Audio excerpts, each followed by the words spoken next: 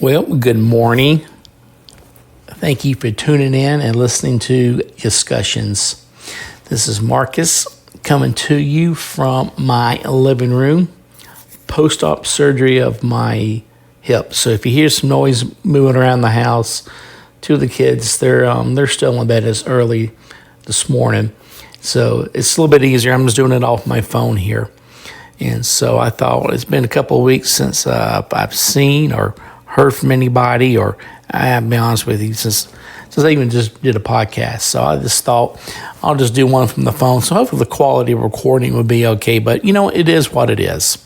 So anyway, just kind of give you an update what's been going on with me. I ended up having my, left hip resurfaced, and to be honest with you, it's going better than I thought it would go. And with what I'm saying about that is, I had the right side done in 2019, and from my memory, I just felt like I've always was just like in constant pain or like a nagging, throbbing pain. The first couple of days was rough. It was more rough just in transition from like sitting down to standing up, or getting back in the chair. Getting in the bed was hard. And with those couple of days, you need help. You need someone to help you with that leg. And so my wife or, son, they would help me, swinging around, get in the bed. And, but I tell you, after about, I don't know, maybe like day 4, I was doing good. I was doing really good. And, I would say maybe by day 5, I was to the point where I was getting my own self up out of bed to go to the bathroom. I don't know what it is about 3 a.m. with me. I would just have to get up and go to the bathroom. And so, but I got to the point where, you always figure things out. You figure how you're going to do it. And so I just kind of flip my crutch around and hook my foot in with my crutch and, lay back, swing around, put it on the floor, good to go. So I don't have to bug my wife as far as getting me in and out wise. But anyway, it's been doing really good. Still a little bleeding on the incision. I had staples instead of stitches done this go around, 19 staples to heal it up, and going to get those removed on the 16th. And today I just started my first walking regimen with crutches. So basically they have you starting out just doing a quarter mile. Did that in the neighborhood, with the crutches, and they said, maybe by week 2 or end of week 2, if you can just do it with the one crutch or with a cane, they just do that, and then you get bumped up to a half a mile, and then from a half a mile to 3/4 of a mile, then there from a mile, and that's the ultimate goal. A lot of the physical therapy has changed since then, and as far as I was going in and getting on the stationary bicycle and doing bicycling and things like that, and use of resistant bands, but not no more. Basically, I'm just laying in bed doing a heel-toe slide as far as the heel of my foot, sliding it up, stretching out the thighs, doing like a pedal push with my foot, and as far as that's what they have. But the big thing is they want you walking. And we've always known they get you up and walking after surgeries. But as far as their long-term physical therapy, it's the walking thing. And which, to be honest with you, I'm okay with that. And I enjoy walking. And I'm just ready to get healed up and get back in the back in the workforce, to be completely honest with you on that. So, besides that, things have been doing good. College algebra, online, hate it. But I'm doing it. Just come to find out, all I need is a C. So I'm shooting for a BC. That's what I'm shooting for. So I'm in week 2 of that right now. And luckily my son's been helping me out on a lot of things, showing me some shortcuts. Had the first quiz, made a C on it. I'm okay with that. And so I'm kind of getting an idea of, I don't think they're out to get you in this class, like with big numeric problems. I think they're just going to give you the basics, see if you can do it, move on. And so, but anyway, it is what it is. I got to do it. Signed up for my NCLEX for the LPN. I'm going to be taking that at the end of the month.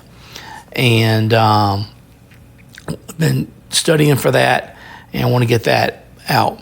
But big shout out for my class. I'm still on their text group thread, and see a handful of people has already passed their NCLEX. I'm very proud of you, and while y'all still moving on in class, and so that's a good thing. Good thing to hear. I think the first module, actually, to be honest with you, I think tomorrow is y'all's first mod test. I'm keeping up with my daughter on that, and so but good luck on that. So what are we going to talk about today? So maybe started really thinking about is as far as some thoughts, just some thoughts as far as with as far as post-op surgery, and I want to just give a shout out to the nurses at Midlands Orthopedic. They did such a good job, and I tell you, there's a lot to be said about as far as caring for people coming out of who's been sedated and hadn't had anything to drink or nothing to eat from the night before. Well, I lied. I had a half a cup of coffee the morning that I woke up, and I don't care. But I got up way early enough, so I know I peed all that out. So I love my coffee. I know that. So, but as far as I had a pretty rough waking up. The first surgery I had done, I woke up and knew my surroundings. I felt okay. And I actually went home many hours early because all they required then was you got to eat a sandwich, walk with your crutches, and pee. Those are the three things they want you to get done. And so, but besides that, this go around, I woke up, I'll be honest with you, I woke up in a lot of pain. This go around, a lot of pain, extremely nauseated. I mean, just nauseated, diaphoretic. Even my wife said, you don't look good. My pressure was about maybe 105 systolic, and I went into the surgery with 140 systolic. Wasn't worried about that, but usually they have you swing around, put your feet on the floor, talking to you, and so just I was not feeling it. So, but basically, they gave me some Zofran. They gave me a little bit of fentanyl for some pain, put me back down in the bed. I had my sandwich, it was there. It was like late afternoon-ish or so. I tried to eat, couldn't, and just started getting more sick. I thought I was going to throw up. And but one of the nurses, she goes, "You want some coffee?" I said, "Yeah, give me some coffee, maybe a little bit if you got some French vanilla." And let me tell you something. What a miracle drug that was. And I think what it came down, it's not the caffeine and such. To be honest with you, I think it was the French vanilla. I think I was so depleted. Sugar-wise. I mean, I'm not a diabetic or nothing. But, boy, I was just not feeling it. And that was a quick boost to my system. So I drank that big cup of coffee. And as far as, it was like a little sub sandwich. Has some salty chips. Salt's a good thing for nauseated. And I'll tell you, I swung probably within about a strong 30 minutes. I swung back around to like my old self. And so I really got to say they did a good job as far as taking care of me wise and such. So good shout out to them right there. So being cooped up in the house here, as far as, what to do now. I'm kind of much on my own to a degree. I got, my son, he's here. He works in the afternoon, and so, but I'm more mobile now, could do things. So, but as far as, so what are some key points to take away from this? So I have a lot of time on my hands, a lot of thinking. So it makes me think about, this was out surgery. I was home the same day. And so I've been very blessed, got a good family, got a good support group. But it makes me think about, what about others who don't have that support group, or maybe not that full-time support group as far as helping them? And so a couple of points I want to just bring up with me. They told me no shower for like the first 24 hours. It was no big deal. I'll be honest with you, by the end of the 48-hour period, I was ready for a shower. Ready. I was done. I actually got kind of yelled out. I took one by myself, and my daughter was out here, but I'm like, I'm going to get in and I'm going to get myself clean. Let me tell you something. It wasn't dirty. It wasn't smelling. It wasn't stinky. But you know what? But just to come out feeling fresh, face clean, hair clean, just feeling good. Let me tell you something, nurses and future nurses. There is a lot, and we may bitch and gripe, and we may not want to do a bed bath for a patient that's been bed bound. But let me tell you, it goes a long way just to feel well and to feel good. Lucky I was blessed enough to get my own stuff in and out of my walk-in shower. So with that, always remember cleanliness, if I can say that correctly, bathing, hygiene. Oh, I know we have taught this. It is beaten to our heads. Until you're the patient, then you're going to understand this. A lot of people don't want to do this, or they get too busy. Take the time out of anything to take care of your patient. Keep them clean and such. Along with that is keep the surroundings clean.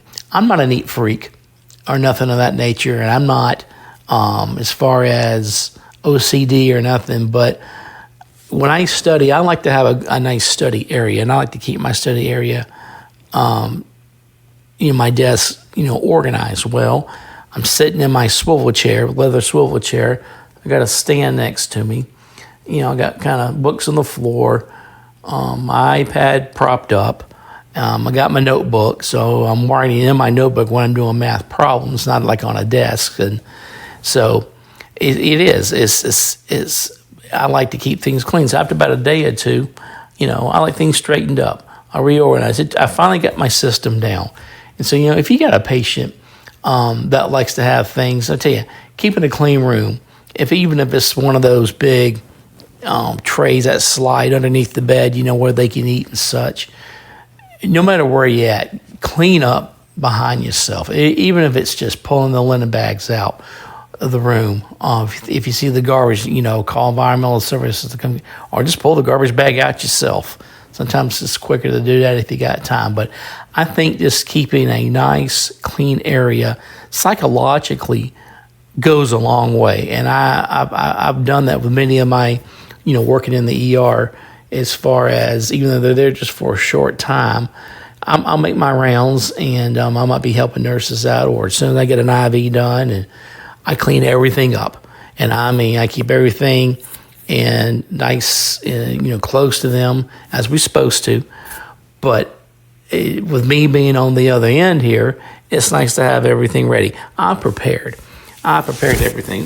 Sorry about that. My phone slid down recording. But as far as I had got my extension cord, I got my multiple plug-ins where if I had to do a laptop or, things around me, charge my phone. To the point now to where I got my coffee set up. I love my coffee, to where my coffee cup's here, but I'm not going to carry an open cup of coffee with a pair of crutches. Well, I'm filling up my little thermos and bringing my thermos with me here, and I can have my 2 cups of coffee in the morning. It's just preparing and straightening up and just getting things ready for your patient. And sometimes you got to think ahead. We want our patients to do more for themselves. And so, and some can be a little more on the stubborn side of, there's some things they should not be doing.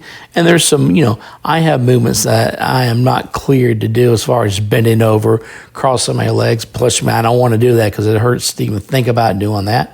So, what? I got my little grabber. You seen those old? I have one of those grabbers where you can pick things up off the floor. I keep it near me just in case, and I don't use it a lot, but it's there just in case something happens.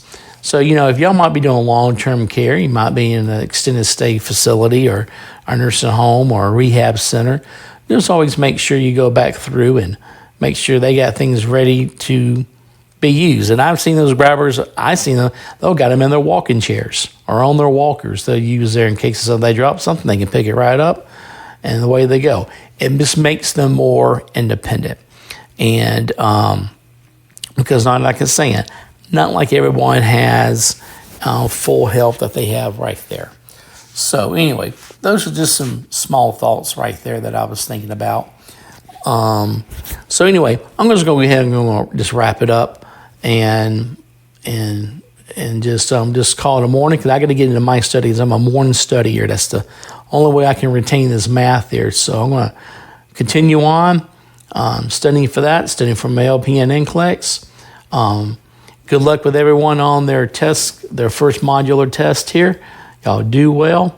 And yet again, congratulate to everyone who has passed their LPN NCLEX. I'm proud of you. Let's keep it going. And hopefully I'll see you. I don't know. Maybe I might try to come up and do a little visit with Caroline and see y'all in the classroom. So y'all have a good day, and I'll talk to you later.